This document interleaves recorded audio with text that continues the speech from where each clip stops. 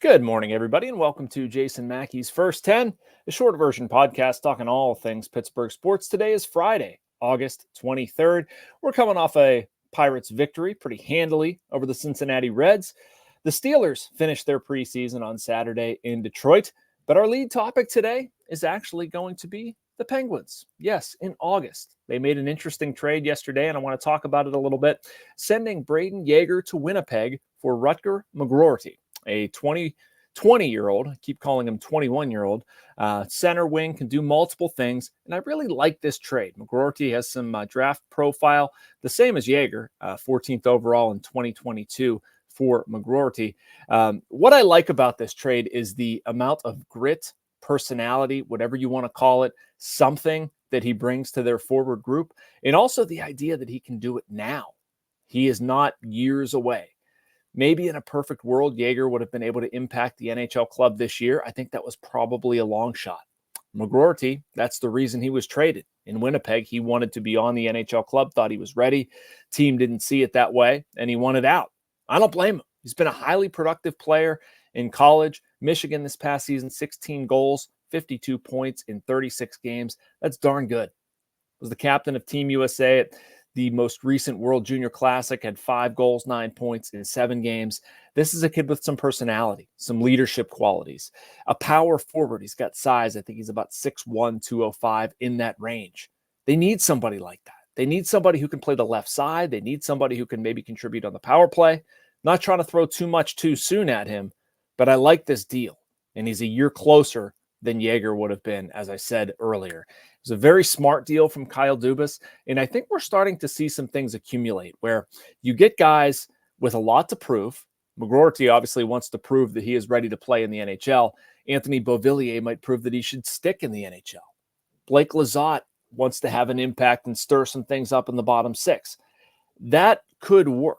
Fixing the bottom six has certainly been an impact or an area of concern for Dubas this offseason, and I honestly like what they've done. They're not counting too much on their top six. They're not counting too much on familiar names. They're adding some guys who can maybe play up the lineup. I like that about McGroarty. All right, not going to linger too long on that because I have a lot of things I want to get to. Steelers-wise, I wanted to give 3 things that I'll be watching for against the Lions. Number 1 is the offense. We've talked so much about this, right? And, can they do anything? Can we go into the regular season feeling better about Russell Wilson and Justin Fields? Well, to me, that comes down to a few different things. We've seen the center quarterback exchange. Can that be clean? It has largely been good with Zach Frazier. Can they avoid penalties, negative plays, that sort of stuff? 3rd and long. That's been a frustrating point for the Steelers. And I would say the other component of it would just be to, 1, run the ball effectively, but throw it downfield. And I think they're related. If you have an effective running game, you're going to be able to take chances to George Pickens, etc. So they sort of function together. Individual player-wise, Broderick Jones is one that I'm going to be watching quite a bit just because of how rotten his game was the last time. I still don't love having him what feels like out of position, but right now with Troy Fautanu hurt, you're probably trying to play Dan Moore at his more natural left tackle spot, so you're playing Broderick on the right side. I'd rather see Broderick be able to work on the left, but how is he going to bounce back against the Bills? And then the last thing, probably just how many vets we see play. Does Cam get reps? Does TJ get reps? Alex Highsmith, that sort of thing. And, how do they come out of this thing looking? Do they look like a team that is ready for the regular season? I think in parts they have looked like that. They've talked about their practice and how, encouraged they've been with that. We'll see. So, all right, going to take our short break. Be back on the other side, and we'll talk a little Pirates as well.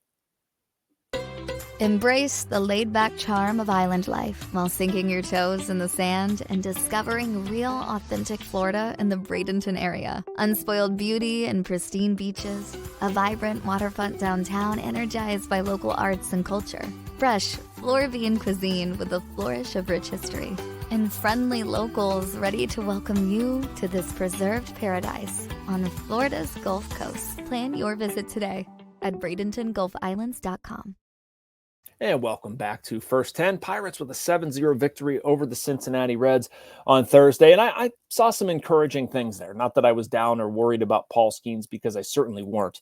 4.15 ERA in 17 17 and some change innings pitched in August. Maybe you could say the control was a little off. Probably was. Maybe some execution. I feel like, being a little nitpicky there. Paul's been excellent, but he was really good last night. 6 innings, 2 hits, no runs, a walk, 9 strikeouts, 87 pitches. Was efficient for the most part. Had everything working. Looked really good. We can stop worrying about Paul. I don't think anybody was legitimately worried about Paul Skeens, but he looked good. Anyway, 2.16 ERA. That is the best in MLB since his debut. And if it holds over an entire season, it would be the best in franchise history for a rookie starting pitcher. Not bad. The other storyline, or the other thing I wanted to pluck from last night's game, Bryan De La Cruz. He has certainly endured his share of vitriol or people frustrated at him. I had fielded plenty of feedback from people who were lambasting the trade and all that, hitting 203 entering last night, 13 for 64 with 23 strikeouts, 65 at bats without an extra base hit. Well, what changed last night? De La Cruz found the opposite field, found some grass, found a couple extra base hits, and it turned out pretty well for him. I do sympathize with guys that come over in the middle of the season via trade. And it's not making excuses. It's try to put yourself in that spot. And he talked about trying to do too much, pressing, that sort of thing. That's got to be tough. If I would be traded to another newspaper in the middle of a very, heated thing, and you want to make an impression, like, you're going to try really hard. And in his business, it might not go great. And it didn't. So I'm curious to see if the first 65 at bats, say, for De La Cruz, were nothing. If that's not the player the Pirates got, because that would be huge. Obviously, they have him under control for, I think, 3 more years, goes into arbitration this year for the first time. He's going to be someone who theoretically will be a part of this thing. I think they want to be a part of this thing. And, if there's going to be some power in there, that's certainly something they're going to enjoy. Last point, Ben Heller. By the way, he's actually pitched pretty well. It was a disaster early on, but 2 more scoreless innings last night, either 3 or 4 strikeouts, but his stuff looked good. So he seems to be trending in the right direction. All right, it's a busy Friday, and sorry about the no Q&A format, but as you can see, I had a lot of stuff I wanted to speak on and include here. College football. I wrote a column earlier this week about Drew Aller from Penn State, and I'm really nationwide. Guys that I'm really curious about, I think can have a gigantic year that maybe not a lot of people know about, right in our backyard. He had a really good season last year, 25 touchdowns, 2 picks, 2,631 yards, very productive for Penn State. I would argue that Mike Yursich was the OC there last year. It's a little conservative, maybe not taking as many downfield shots as you'd like to see. I think that's the edict for their new offensive coordinator, Andy Kotelnicki from Kansas. But, I want to see what Aller does in a different type of offense. I want to see what Aller does with another year of experience. Throw it downfield more, take some more risks, see what happens. The Jayhawks offense was elite, and I think you could really see a big breakout there. And by the way, while we're talking about college quarterbacks, has anybody else picked up on sort of the rhetoric coming from Pat Narduzzi at Pitt? I know that a lot of Penn State fans really don't care about Pitt's quarterback, but I do. I find it interesting that, it was Nate Yarnell's job in the spring, and he was the number 1. And now a quote I read this week from Narduzzi, we don't have a quarterback. We have 2 quarterbacks, and that's a good thing that we've got more than one. I won't disagree with him, but like the whole Nate Yarnell's the guy train seems to have left the station. Seems like a little bit more of a battle, maybe a 2 quarterback system. We will find out. But anyway, the point here was to talk about Drew Aller and how much I think he's going to benefit, maybe, say it that way, from those around him. What I think can be a very good Penn State offense this season, one that I think is very much worth watching. And it aligns with, I think, an overarching storyline with Penn State this season, too, with the 12-team playoff, needing to prove themselves. James Franklin, can he compete in this?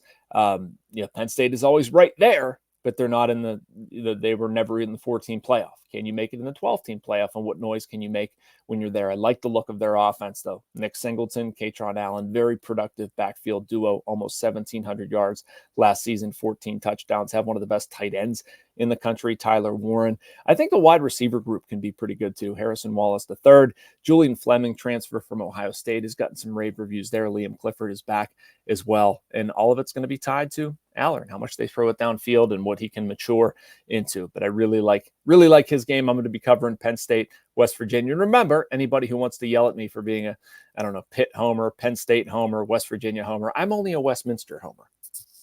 Division III. Not gonna be backing any Division I school around here. I just like the college football. I like the storylines. I love nerding out and reading about them and highlighting things and researching and all that. So no homering here unless you're talking about Westminster. Anyway, thank you for watching all week. Thanks for putting up with me for a busy Friday. A lot to discuss.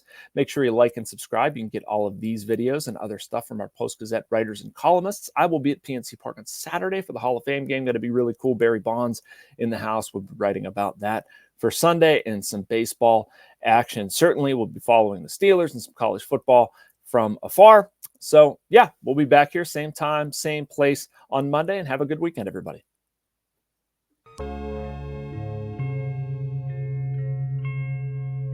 Thank you for checking out this content from Post-Gazette Sports. If you watch this video on YouTube, please like the video and subscribe to our channel. For all of the sports coverage the Post-Gazette has to offer, visit post-gazette.com.